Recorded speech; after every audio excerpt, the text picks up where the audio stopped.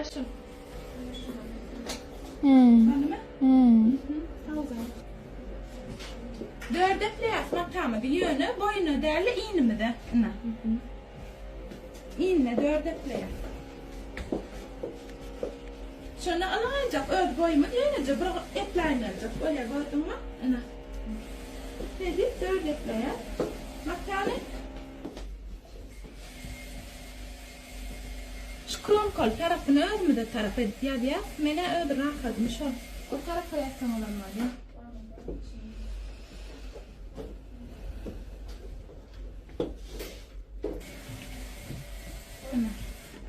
Dört epleye.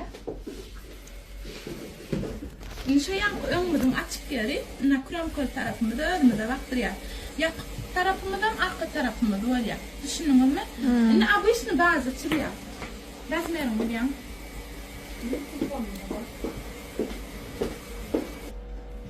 38 varsa 38'i ikiye bölüp 19 bölüyor, doğru mu? Bu işini boy fason biçemede ilk bazı çırıyor. 3 santimetre pek koşuyor, 3 santimetre aşağı düşüyor, eğilimi dağıyor.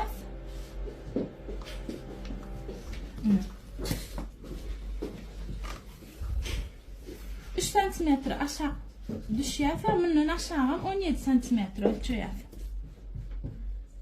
Göncelik çırıyor. 17 santimetre düşen yerimizden hem grucumu da ölçüyor, göğüs giyimliğimi de. 24 yarım. 4'e bölümde ha? 25 edivaliyiz. 5 santim de pek hoşuyor. Bir yodra beklik ayda. Çok yaşa. Yodra beklik. Lagt edeyim. Bildiğinliğin 19. 4'e bölümde. 4 santim de pek hoşuyor. Bir yodram 28.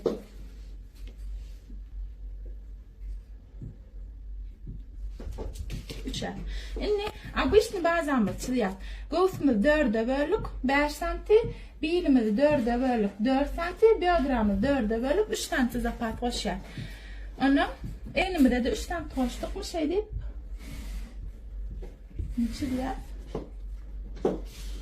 Eklemeden 47 yap.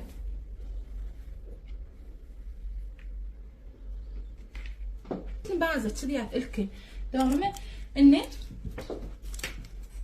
Gön yukarıdan aşağı 15 santimetre düşüyor.